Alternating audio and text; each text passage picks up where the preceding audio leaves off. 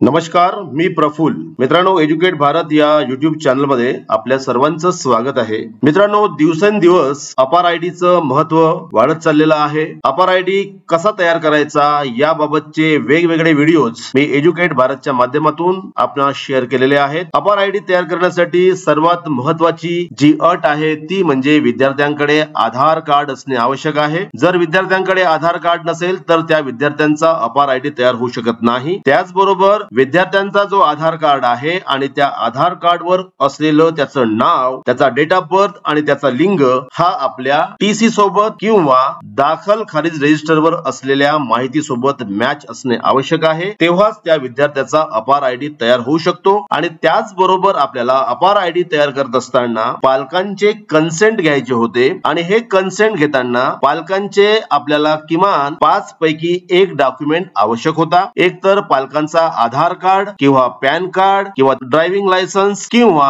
Voter ID किंवा passport या 5 पैकी 1 डॉक्युमेंटची आपल्याला गरज होती. आणि आज जर आपण बघितलं तर युडायस प्लसच्या माध्यमातून आपण जे अपार आयडी तयार केलेले आहेत हे अपार आयडी जवळपास 87% काम आपण एका वर्षामध्ये पूर्ण केलेलं आहे आणि हे फार मोठं बिग अचीवमेंट आहे. मित्रांनो, साधारणतः 13% विद्यार्थ्यांचे अपार आयडी तयार करायचे आहेत. आणि आता अपार आयडी च्या बाबत एक महत्वाचा अपडेट आलेला आहे आणि तो अपडेट मी आज आपणास शेअर करतो आहे. मी आता गुगल क्रोम ओपन केलेला आहे आणि त्यानंतर ऍड्रेस बार मध्ये महा एसएससी बोर्ड टाइप करायचा आहे. एंटर केल्यावर आपल्या समोर जी पहिली लिंक येणार आहे ती लिंक उपयुक्त आहे आणि ही लिंक एसएससी बोर्डाची म्हणजेच महाराष्ट्र राज्य माध्यमिक व उच्च माध्यमिक शिक्षण मंडळ पुणे यांची लिंक आहे आणि या लिंक वर आपल्याला क्लिक करायचं आहे. महाराष्ट्र राज्य माध्यमिक व उच्च माध्यमिक शिक्षण मंडळ पुणे यांच्या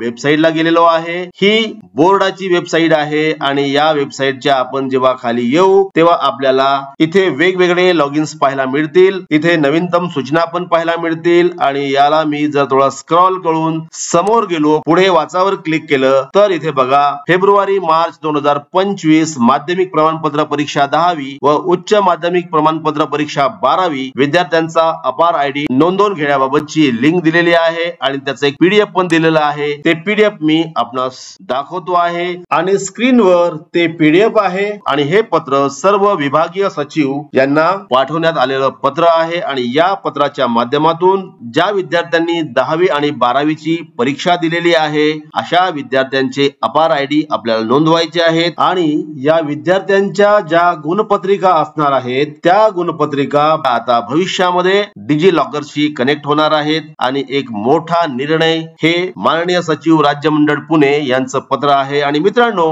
हे अपार आयडी विद्यार्थ्यांच्या ऍडमिट कार्डशी कसं लिंकअप करायचं याबाबतचा घेण्यात आलेला आहे. आणि परत एकदा मी बोर्डाच्या साईडवर आलेलो आहे. मुख पृष्ठावर क्लिक केल्यानंतर आपण इन्स्टिट्यूट लॉगिनला क्लिक करू शकतो आणि इथे क्लिक केल्यानंतर आपल्याला 10वी आणि 12वी साठी 2 वेगवेगळ्या टॅब दिलेल्या आहेत. आज आपण 10वीच्या विद्यार्थ्यांच्या ऍडमिट कार्डशी किंवा रोल नंबरशी कसा अपार आयडी लिंक करायचा ते जाणून घेणार आहोत. तर इथे क्लिक केल्यावर लॉग इन पेज येईल. इथे युजर आयडी आणि पासवर्ड एंटर करून आपल्याला लॉग इन करायचं आहे. Log in ID password enter केलेला आहे. साइन वर क्लिक करायचं आहे आणि त्यानंतर आपल्या शाळांचं लॉग इन होईल. परंतु मित्रांनो, ही फक्त 10वी आणि 12वी वर्ग असलेल्या शाळांसाठी आहे. प्राथमिक शाळांसाठी ही प्रोव्हिजन सध्या उपलब्ध नाही. हे आहे 10वीच्या बोर्डाचं लॉग इन, एका माध्यमिक शाळेचं लॉग इन आणि त्यानंतर आपल्याला विद्यार्थ्यांचे जे अपार आयडी आहेत ते लिंकअप करण्यासाठी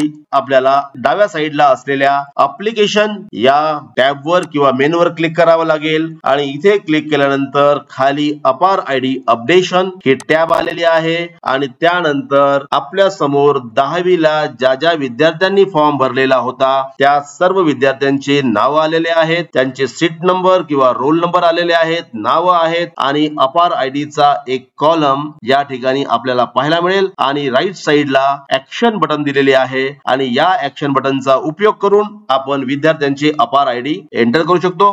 मग त्यासाठी हे अपार आयडी कुठून आणायचे हे सुद्धा मी आपल्याला सांगतो आहे. तर मग आपण मित्रांनो युडायस प्लस ला जाऊ, log in for all module ला क्लिक करू, स्टेट सिलेक्ट करा, गो वर क्लिक करा आणि मग स्टुडंट मॉड्यूलला आपल्याला लॉग इन करायचं आहे. तर चला मग आपण लॉग इन करूया.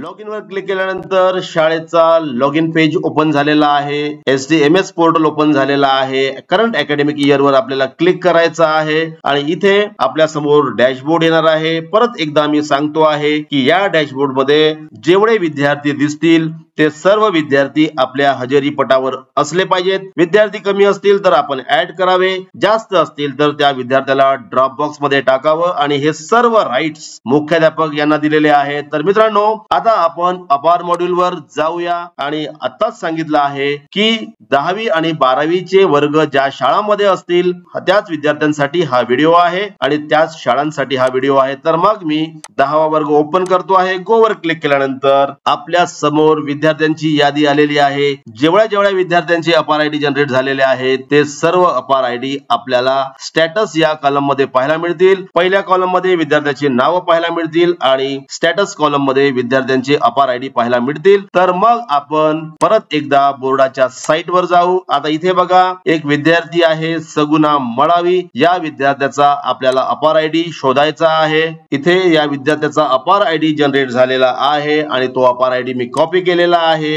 एडिट वर आपल्याला क्लिक करायचं आहे आणि खाली इथे जे अपार आयडी स्टार दिलेला आहे या ठिकाणी पेस्ट करायचा आहे आणि अपडेट करायचा आहे. क्लोज वर क्लिक केल्यानंतर त्या विद्यार्थ्याचा अपार आयडी पेस्ट झालेला आहे किंवा अपडेट झालेला आहे. दुसरा विद्यार्थी आहे कविता मळावी. आपण त्या कविता मळावीला शोधून घेऊ. त्या विद्यार्थिनीचा सुद्धा अपार आयडी जनरेट झालेला आहे आणि तो कॉपी करून आपण इथे ऍक्शन बटन वर क्लिक करू, इथे पेस्ट करू आणि अपडेट करू. अशा पद्धतीने मित्रांनो, 10वी मध्ये प्रवेशित असलेले आणि ज्यांचे एक्झाम नंबर किंवा सीट नंबर जाहीर झालेले आहेत, ज्यांनी परीक्षेचा फॉर्म भरलेला आहे, अशा सर्व विद्यार्थ्यांचे अपार आयडी आपल्याला या पोर्टलला अपडेट करायचे आहेत. मित्रांनो, अपार आयडी हा ज्याला आपण एबीसी आयडी पण म्हणतो, हे एबीसी आयडी डिजी लॉकरशी कनेक्टेड आहेत आणि या माध्यमातून मी सुरुवातीच्या व्हिडिओ मध्ये पण सांगितलेलं होतं की हे सगळे अपार आयडी भविष्यामध्ये डिजी लॉकरला कनेक्ट होणार आहेत आणि बोर्डाने तो निर्णय घेतलेला आहे.